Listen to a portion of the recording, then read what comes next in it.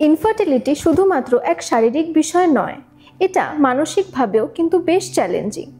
বারবার সন্তান হতে চেষ্টা করা কিন্তু না হওয়া, সামাজিক এক চাপ, অনেকের অনেক রকম কমেন্টস, সব কিছু মিলিয়েই কিন্তু মনে জন্ম নিতে পারে হতাশা, উদ্বেগ ও মানসিক চাপ।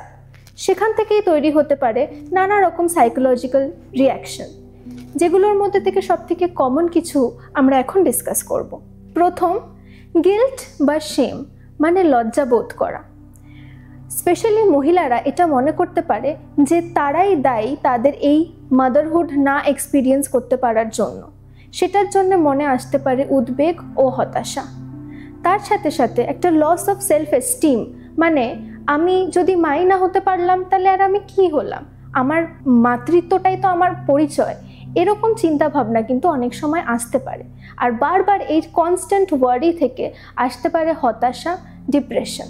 এর সাথে সাথেও থাকে একটা ফিয়ার অফ ডায়াগনোসিস বা রোগ নির্ণয়ের আশঙ্কা বা ভয়, যে আমার কোনো বড় রোগ নেই তো, আমার নানা রকম রোগ যেমন পিসিওডি, অ্যাজোস্পার্মিয়া বা প্রিম্যাচিওর ওভারিয়ান ফেলিয়ার, এরম টাইপের কিছু বড় অসুখ ধরা পড়বে না তো, এইসব ভয়ও কিন্তু এর সাথে সাথে আসতে পারে।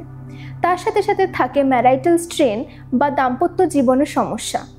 একে অপরকে মনে হতে পারে যে সেই দায়ী, বা ফ্রাস্ট্রেশন বা মিসকমিউনিকেশন বা জাজমেন্ট, এগুলোর জন্য কিন্তু একে অপরের পারস্পরিক সম্পর্ক খারাপ হয়ে যেতে থাকে।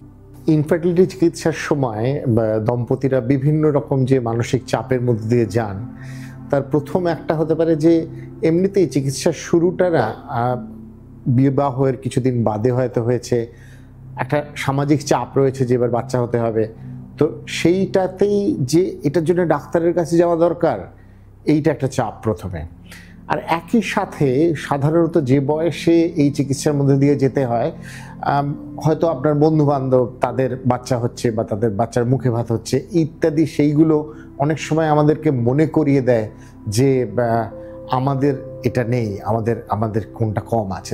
অনেক সময় কিছু কিছু সেক্সুয়াল প্রবলেম দেখা দিতে পারে, যে ডিফিকাল্টিজ হচ্ছে ইন্টারাক্ট করতে, ইন্টিমেট হতে, সেই ক্ষেত্রে সাইকোলজিস্ট এবং সাইকিয়াট্রিস্টদের আপনারা সাহায্য নিতে পারেন। ইনফার্টিলিটি চিকিৎসার খরচ নিয়েও অনেক সময় কাপলরা একটু স্ট্রেসড বোধ করেন, কিন্তু আজকের দিনে এই চিকিৎসার সাফল্য খুব ভালো আগের তুলনায়। তাই জন্যে আমার মনে হয় যখন আপনারা ডিসাইড করেছেন, পুরো চিকিৎসাটার মধ্যে দিয়ে কমপ্লিটলি যাওয়াটাই ভালো। স্ট্রেস কমাতে পারলে মনে রাখা ভালো যে আপনার প্রেগন্যান্সি হওয়ার চান্স বেশি, বা অ্যাজ আ কাপল বাবা মা হওয়ার চান্স বেশি।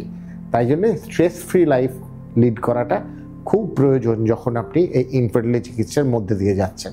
এবং স্ট্রেস ফ্রি হওয়ার প্রথম ধাপ হচ্ছে যে স্ট্রেসগুলোকে আইডেন্টিফাই করা, যে এই জিনিসে চাপ হতে পারে। আপনি যতটা পারবেন নর্মাল লাইফ লিড করা, আপনি যা যা করতে ভালোবাসেন সেগুলো করা, বন্ধু বান্ধবদের সাথে কথা বলা, অন্যান্য বিষয়ে যা ধূমপান বা কোনো নেশা না করা, হেলদি ডায়েট মেনটেন করা, একটু একটু এক্সারসাইজ করলে সবসময় ভালো। তো এগুলোতে না এক্সারসাইজ লিফটস মুড, এমনিতেই স্ট্রেস আপনার কমবে। ইনফার্টিলিটি চিকিৎসার সময় যদি আপনার অবসাদ এতটাই বেশি হয় যে ঘুম ঠিক মতো হচ্ছে না, মন খারাপ, কান্না পাচ্ছে, তাহলে অবশ্যই আপনি মেন্টাল হেলথ প্রফেশনাল, আমাদের মতো প্রফেশনাল যারা সাইকিয়াট্রি, সাইকোলজিস্ট, আপনার বাড়ির কাছাকাছি যারা আছেন তাদের সাথে পরামর্শ করুন। এতে আমরা প্রথমে একটু অ্যাসেস করে দেখি যে আপনার সমস্যাটা কিসের থেকে শুরু হচ্ছে, এবং আমরা ট্রাই করি যে কথাবার্তা বলে টকিং ট্রিটমেন্ট দিয়ে প্রথমে আপনার সমস্যাটাকে অ্যাড্রেস করতে। আমরা সায়েন্টিফিক্যালি প্রুভেন কিছু পদ্ধতির ব্যবহার করে আপনাদের সাহায্য করতে পারি এখান থেকে বেরিয়ে আসার জন্য। এই সময় আমরা এক থেরাপি ব্যবহার করে থাকি সাধারণত, যেটার নাম হচ্ছে কগনিটিভ বিহেভিয়ার থেরাপি। এখানে কি হয় যে আমরা কিছু নেতিবাচক চিন্তা যেগুলো মানুষের মনে এসেই থাকে, যেমন আমি ব্যর্থ, আমার জীবনটাই শেষ, আমি মা না হতে পারলে আমার আর কোনো আইডেন্টিটি নেই, এইরকম নেতিবাচক চিন্তাগুলোকে আমরা প্রথমে আইডেন্টিফাই করতে শিখব এবং সেগুলোকে সরিয়ে কিছু আরও ব্যালেন্সড আর বেশি রিয়ালিস্টিক চিন্তা দিয়ে ভাবতে শিখব। এরপরে অন্য একরকম থেরাপিও ইউজ করা যায়, যেটাকে বলা হয় মাইন্ডফুলনেস অ্যান্ড রিল্যাক্সেশন ট্রেনিং।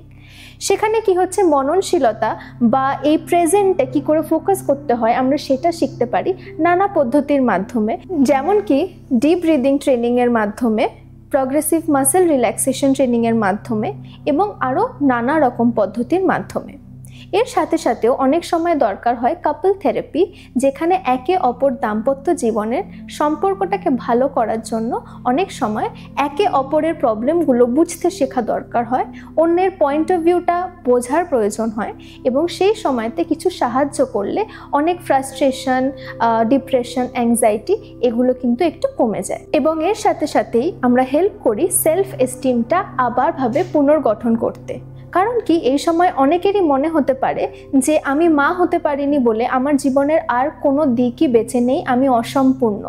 কিন্তু এই সময় তার আরও যা যা স্ট্রেংথস আছে, যা যা গোলস আছে, যা যা ভ্যালিউজ আছে, সেগুলোর ওপর ফোকাস করে আমরা কিভাবে সেই মানুষটাকে আবার আগের মতো গোটা সম্পূর্ণ সেলফ এস্টিম তৈরি করতে হয়, সেটা কিন্তু আমরা একসাথে মিলে করতে পারি। কিছু কিছু ক্ষেত্রে এমন হয় যে হয়তো আপনার একটা ওষুধ লাগবে ডিপ্রেশন থেকে বেরোনোর জন্য, তো সেইটা নিয়ে আলোচনা করা, সেটার সাথে আপনার ইনফার্টিলিটি ট্রিটমেন্টের কি ইন্টারাকশন হতে পারে, গাইনোকোলজিস্ট এবং সাইকিয়াট্রিস্ট একসাথে আলোচনা করে ইনফার্টিলিটি স্পেশালিস্ট সবাই মিলে এবং আপনি একটা ডিসিশনে পৌঁছান। মনে রাখবেন, আপনার সন্তান না থাকলেও আপনার জীবন অসম্পূর্ণ নয়, আর এই ইনফার্টিলিটির যুদ্ধে আপনি একা নন। ইনফার্টিলিটি ট্রিটমেন্ট অনেক সময় একটু কষ্টকর হলেও কিন্তু এটা সাময়িক। আমরা সবাই আছি আপনার অনুভবগুলোর পাশে, সেটাকে একটু সহজ করে দিতে।